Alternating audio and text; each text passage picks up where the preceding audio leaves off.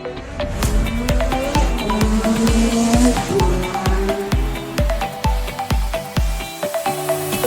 y'all! So once again, bringing our predictions. So it's the Japanese Grand Prix weekend, and for me, I'm going to say that pole is gonna be for Max. And so for my podium prediction, I'm gonna mix it with my crazy prediction because I think it's going to be an Oscar win, Charles P2, and then Max P3. Okay, it is before FP1, and my Japan predictions are for pole, Charles Leclerc, podium, P1, Charles, P2, Carlos, P3, Lando, and my crazy prediction is that Logan is going to outqualify Alex. My Japan race predictions are as follows. So we have Max on pole, but during the race, Lando's going to get P1, Max will get second, and then Charles will get P3. And then crazy prediction is two drivers on the same team will both retire. Hi, everyone, and welcome to this week's podcast for, oh my gosh, clip that. 3, 2, 1. Hi, everyone, and welcome to this week's episode of The Cool Down Room. We're your hosts. I'm Maria. I'm Vicki. And I'm Emi. And on this week's episode, we're going to be recapping the Japanese Grand Prix. And of course, the first thing we have to talk about is helmets. Always. Always. We'll Yuki's. Yuki's first. What are y'all's thoughts? It was fine for me. Like, it wasn't... The thing that I don't like about, like, the Red Bull and the RB helmets is that there's so much Red Bull branding on there. I feel like a lot of the other helmet designs, it's more like elements. It's a Red Bull helmet with elements versus, like, Yuki's helmet with Red Bull branding. Oh, 100% agree. I wish that they had more creative freedom with moving things. Like, I definitely agree with you. Well, it's two giant logos on the side and then the V-carb one in the front. That's most of the available space taken up already. Mm-hmm. So it's just, I don't know. I wish there could be more. Well, I mean, if you look at it from the onboarding point of view, I guess it's okay because you see the top, so you see like the fun little leaf that he put on. But other than that, like, yeah, the logos take up a lot of space. Yeah, no, I agree, because I didn't even do any research on what the things it put on it were, but I didn't really feel like it was like anything crazy like we had for Australia, maybe. Yeah, I just know that it was a graphic artist that created or like designed his helmet, Verdi, and that's all I know. I know that dude has like a streetwear brand that he designs for. Lando, on the other hand, I think my top two helmets for this weekend was Lando and Alonso, because Lando, I'm a fan of the chrome, and it was pink chrome, and he had a whole bunch of different designs on it. But then Alonso, he also had like Mount Fuji on the back, full Japanese style, and he had that, was it the Great Wave of Kanagawa? I don't know, you know that famous like wave painting that you see? Yeah, that vibe. Well, he definitely went the traditional Japanese art style. Like, his helmet felt more, and it's not that because Yuki's Japanese, his home race has to look like the traditional Japanese art style, but like that one felt more Japanese inspired out of all of them. I don't know if you know, but he has a samurai tattoo on his back. Like, it's huge. Mm-hmm. So huge. I think it fits him well. But I liked it. And I will say that also Lando's was number one for me. It was really nice. It was the chrome, huh? Well, we could tell Maria that one's your favorite because you put like 12 different links to it in the document.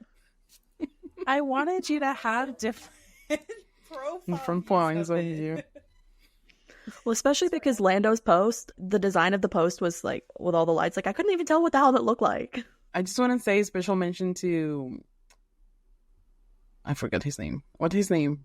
The one who was driving an FP1 for RB. Ayumu Iwasa?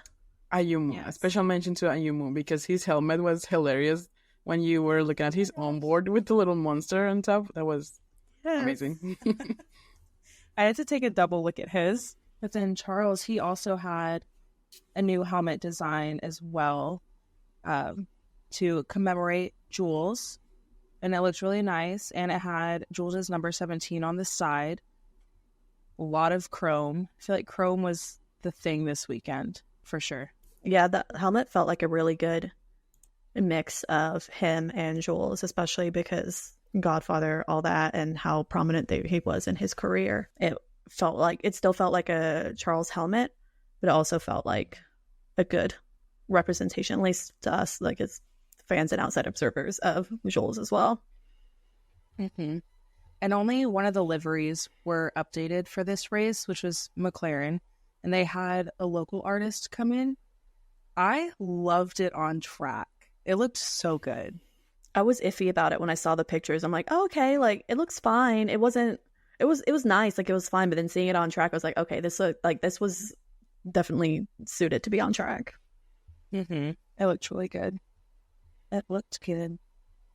But I don't know about y'all, but for the F1 fantasy, I struggled picking my people out. And freaking Alex, he was in my F1 fantasy and cost me 20 points. 20 points. I took Alex out of spite because of the whole Australia thing, because justice for Logie Bear still.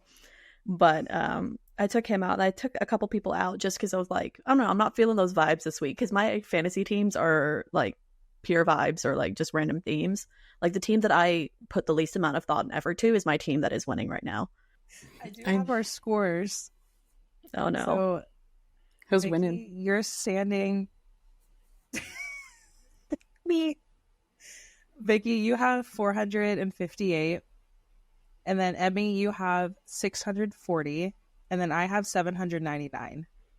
So I will say the team that I put for our league is the team that I did purely like as McLaren themed as possible.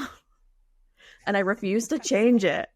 So it's like it's not going well for me. It's not going bad, but it's not going well. They're also really expensive. I feel like they should be cheaper.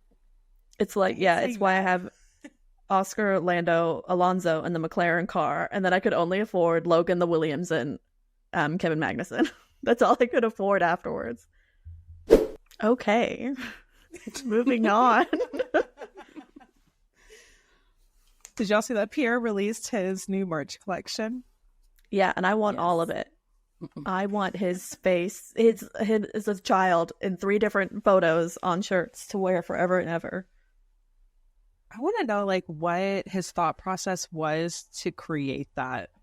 Yeah, I don't know if he like said much of anything about it other than just like it was coming up, like reflecting on him being a kid with a big dream. Aren't we all? Some of us achieve our dreams, and by us I mean Pierre. And then there was also some postings about Seb in talks with Toto. So Seb agenda incoming. all right.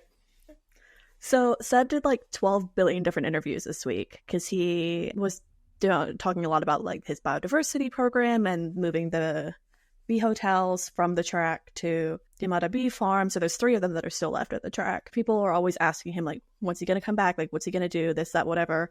So he said that like he still talks to Toto and the other principals about everything, racing, not racing, because he also has like events and stuff that he wants to do.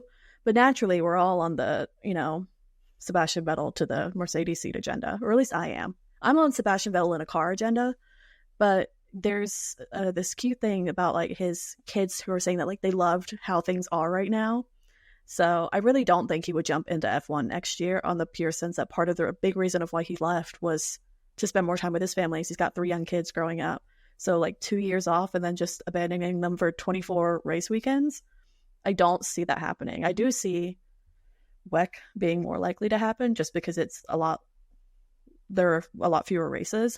But if he comes back to Mercedes, I'm just saying that to like not get my hopes up, but whatever Seb does or doesn't do, I will be there supporting him. Like the little, like in the cars, like the little one is like Lightning McQueen. That's me with Seb.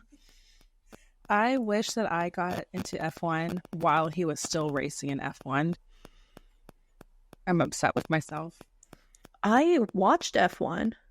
I didn't care a lot as much about like the individual drivers as much as I do now. Like I watched the race and that was it. Like that was the kind of fan that I was. And I'm very upset that I didn't become like a fan until after he retired.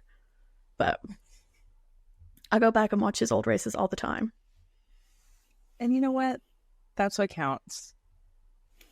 I should probably do the same. Well, we should do it because it's really fun watching the old races. Like, Emmy and I started the 1996 Monaco Grand Prix the other day, and that was an interesting race because, like, out of 22 starters, only three people finished the entire race. So, Are you serious? Yeah, it's awesome. Okay, I'm gonna have to watch that. Yeah, but the old races, like, I love watching the old races. A, because of the sound, and B, just I really like experiencing all these other like eras of F1 that I don't get to experience now. So being able to kind of like witness that history and like the multi 21 comment, like Mark Sebastian thing, like seeing that play out like on track, it's just top tier. I love seeing those moments. And cut with the agenda. The Sebastian Vettel agenda will never stop.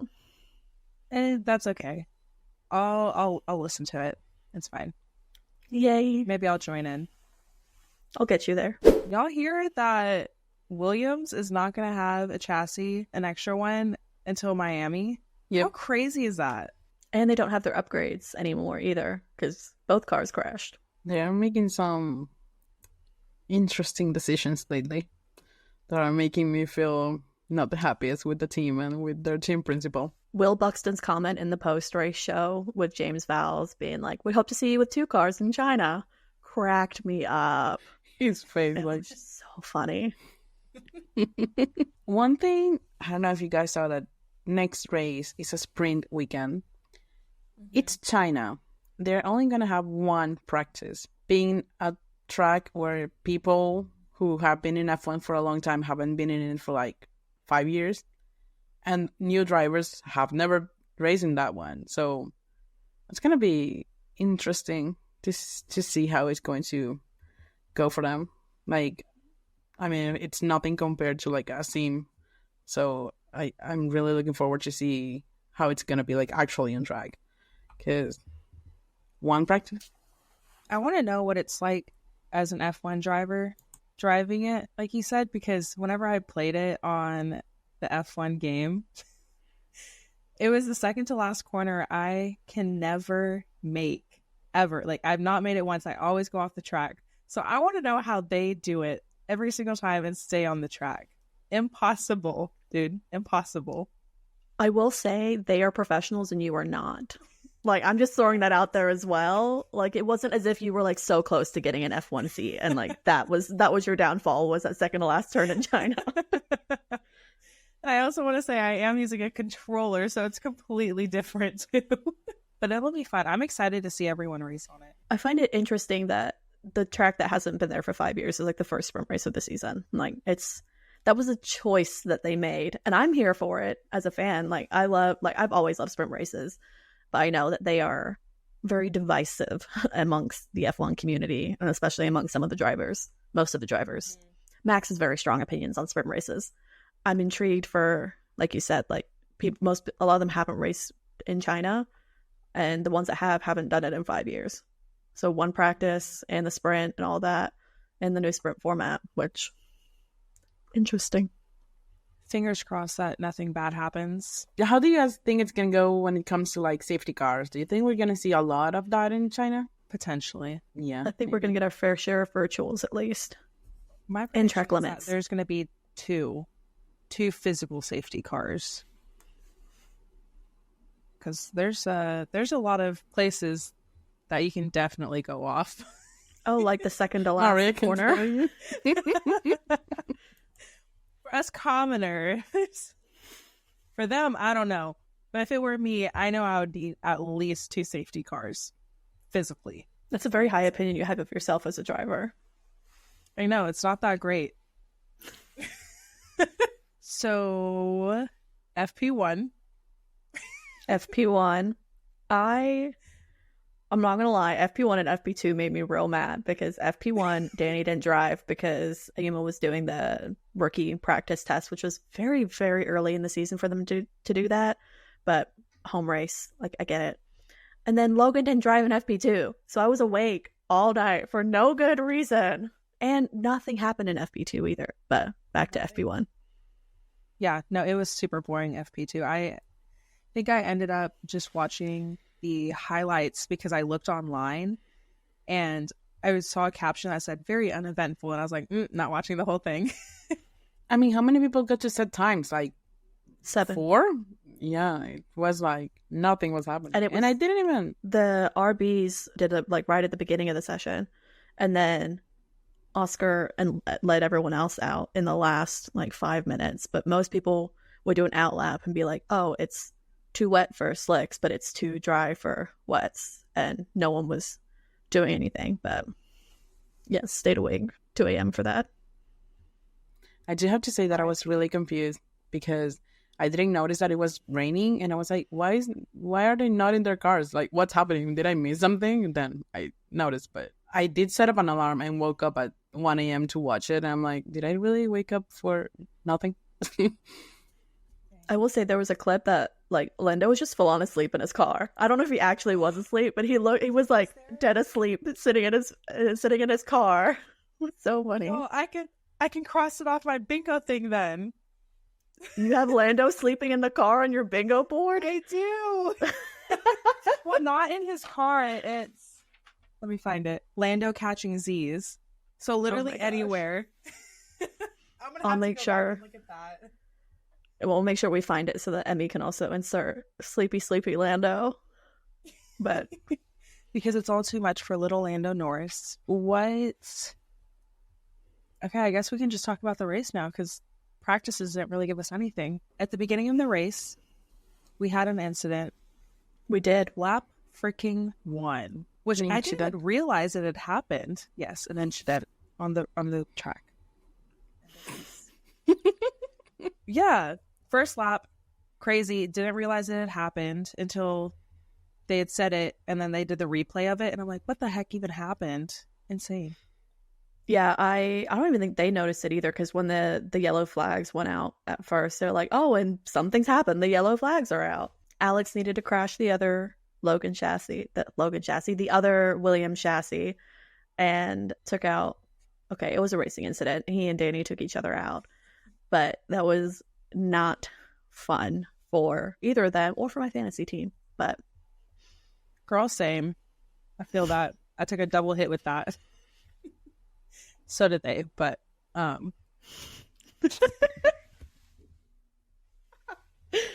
yeah, Danny was avoiding Lance, or like moving out of the way of Lance, I think it was. And then Alex was going for a gap that started to close because Danny was avoiding Lance. Tapped the back of Danny's rear right wheel, and then meow, tire barrier. And his tire went off. They like popped it or something, right? I don't know. I didn't pay that much. Rim. Yeah. I do have to say that I was really confused. It was a whole roller coaster of emotions for me, because I remember seeing someone crash, and then I'm like, that's a Williams, and my first thought is no, Logan. Then I hear them say Alex. I'm like, okay, it's Alex. They switch to something else, and they switch back, and I see Danny, and I'm like, wait, wasn't it Alex who crashed? And then I was like, what's going on? Then I realized it was both of them, but was really confused. The F1 TV commentary said it was a Williams in the middle of the pack. I'm like, okay, so that was Alex, because, you know, Logan started P19. Like, I knew Logan was fine. As soon as they said Williams in the middle of the pack, I was like, oh, yeah, it was Alex. Why is this so awkward today? I don't know. I just realized so not much awkward. happened, so I don't know what to say. I didn't watch the last 20 laps, so. Emi, you still didn't watch them? It's like 5 p.m. You had all day to watch them. I watched the highlights, okay? I know nothing interesting happened. I watched the whole race, and I watched the 30-minute highlights as I was getting ready to refresh myself. I watched the 30 minutes as well, just to refresh, and there was not much to refresh on. No, there really wasn't. It was an interesting race because of the like mini battles that were happening. But I think overall, not a super eventful race besides Danny and Alex at the very beginning. There were a lot of overtakes. Logan coming up to, P11, overtaking everyone, the king. And then Yuki overtaking everyone, like, on the S's, which apparently is not a place you normally overtake. And then him and Stroll just overtaking each other all the time. So there were lots of, like, little mini ones. But a lot of the action, happened in the pits. The part where, how many? It was like 5 of them going in the pits at one time. And then, I don't even know who got in the front. It's probably like Yuki. No, yeah, it was Yuki. so I remember his it was. radio. Yeah, it was K-Mag, Valtteri, Logan, Yuki, and Stroll all went in at the same time. Yuki got out ahead of everyone, and then they did an unsafe release for Stroll because he's just rolling up alongside Kevin Magnussen in the Haas. And I was like, buddy, it's a behind each other line situation. Like I do rudimentary stuff. Yeah, and it sucks because that caused that Logan went from P11 to P16. So I was like bummed, but he was P11 at some point, so that's pretty cool. No, it made me sad that he like fell back after that. I wanted to see him in the points. Imagine if he had actually gotten in the points though after that crash. It sucks because he keeps getting caught in DRS rings, and he's always like so unlucky that he's at the end of it. So, do you think after his contract ends that I don't want to talk about it? A team's gonna want him? Another team? It's been 4 races. Yeah. I want to say that the discourse around Logan, a lot of it is still centered on last year and not recognizing what he has done this year. But with the other drivers, it's focusing on what has happened this year so far. Like with Yuki's been doing amazing. And they're all talking about how great Yuki is and how he's done all this cool stuff. But Yuki had a very not great, like, every other year in F1. He really struggled last year. And it's not fair on Logan for them to only bring that up and not recognize the really good things that he has done this year so far with the opportunities that he's had. So realistically, I don't want to answer that question, but in my heart, yeah, he'll go somewhere. He'll do something. And we have to mention that it's been 4 races, but he's only been in 3 of them. So and he got the banged up car too. So well, now they're both banged up cars. With no upgrades. Jab after jab. That's okay. I mean, it's not okay, but it'll happen. It is what it is. Now. Yeah. You can't change it. I mean, I know we can't. We can. We ride at dawn. Let's go to Grove. We got this. We go in with our wrenches and our screwdrivers, and we're like, we're here to help. I love Japan because the fans and their outfits and their signs. It's just, I remember, I don't know if it was 2022 or 2023 that someone was dressed in all Ferrari and they had a sign that says, Ferrari hired me as a strategist. Like, I think it's pretty cool. And I don't know, like, is it something they do for every sporting event? Like, is it like a Japanese thing that they are such like hardcore fans? Because I mean, I don't really follow any other sports, but I feel like, is it something they only do for F1? I don't know. I think it's pretty cool, though. I feel like it can't be. Like, it has to just be, like, a whole... It has to be across the board. Like, it can't just be an F1 thing. But I love that they get the little kids involved. Like, the amount of kids in race suits this weekend.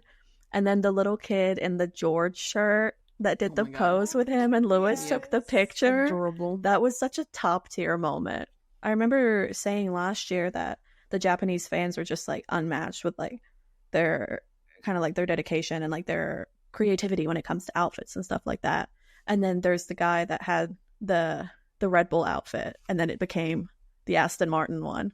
So they're really creative with that. And it's I love seeing that there. I feel like they're so creative, but also very respectful, or they seem to be like really respectful, and like it's a different vibe because it just feels like a really nice vibe of just fans being fans, and it's really cool. I like that. I would love to go to that track because the Japanese culture is very kind. Be enjoyable. I wouldn't understand anything, but it would be fun because they got That's a okay. Ferris wheel. We can go on the Ferris wheel, and then we can go visit the insect hotels at the Yamada Bee Farm and see how the progress is doing there. Yes. Get some honey, maybe, if they do that. Yes. Oh no. We'll have to find out on our trip. Books next trip. Japan 2027.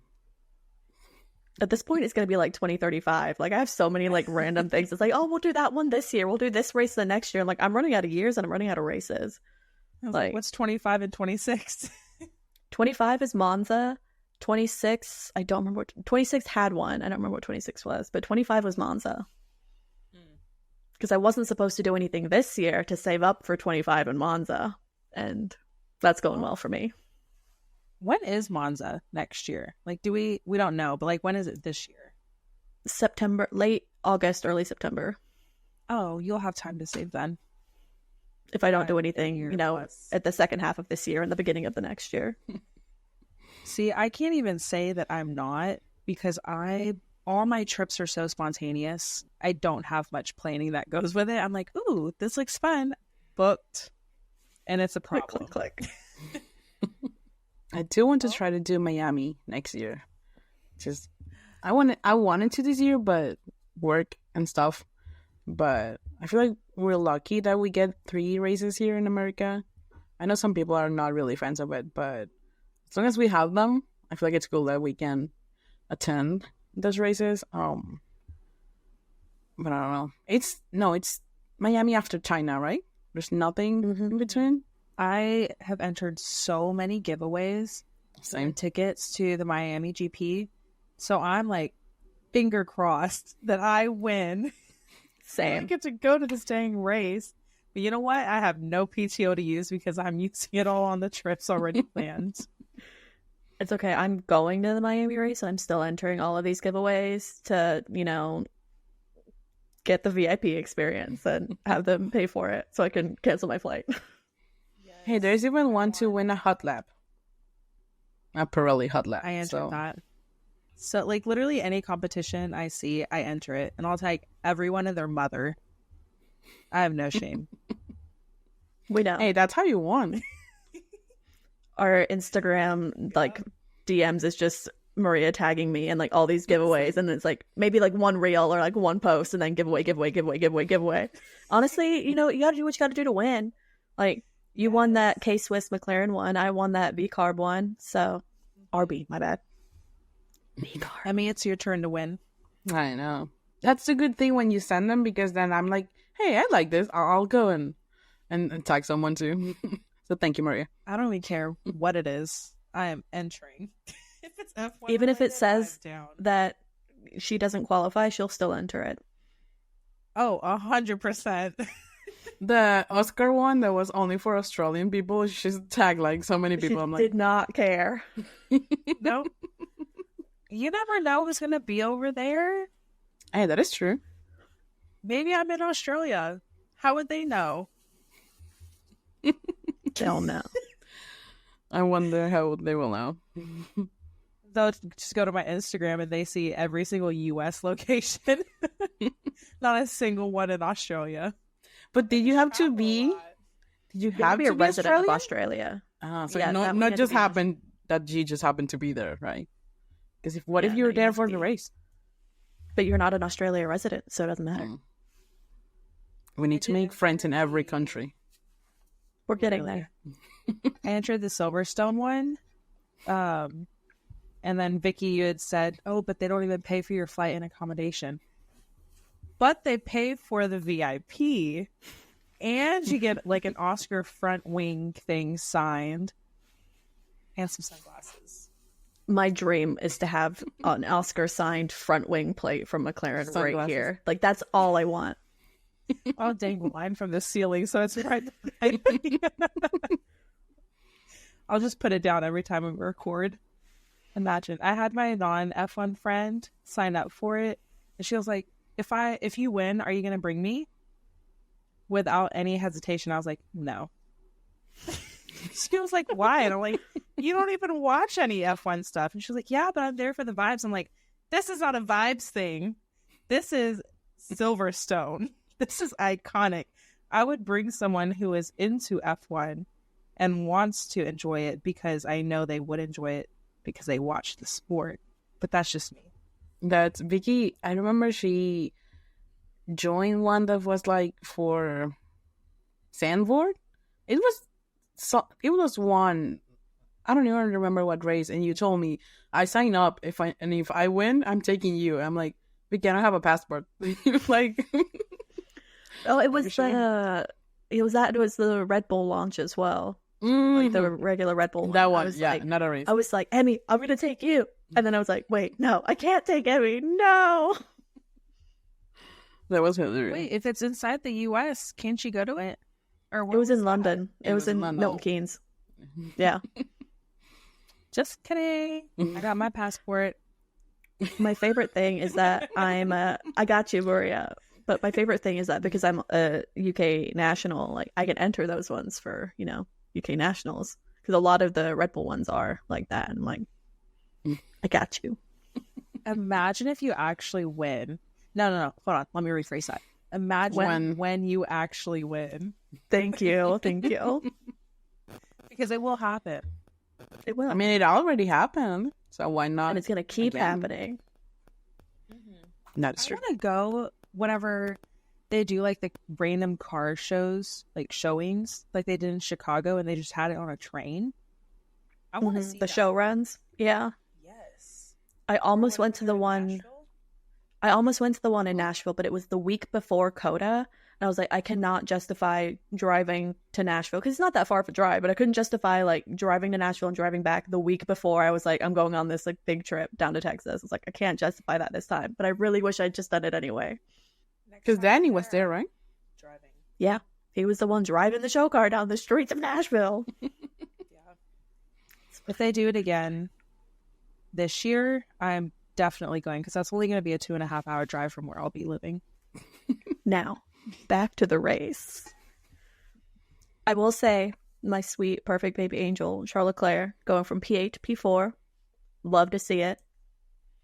And he held on to those tires like a lot longer than I kind of expected him to. He was going for a hot minute. For a hot minute. And he held on to them, did his little spin out or slide off. Let's call it a slide off. He did his little slide off and then switched out again. Yeah, being able to keep that P4 made me happy. Yeah, he had the hard tires for almost 30 laps. Oh, mediums. He had the medium tires for a long time. Mm-hmm.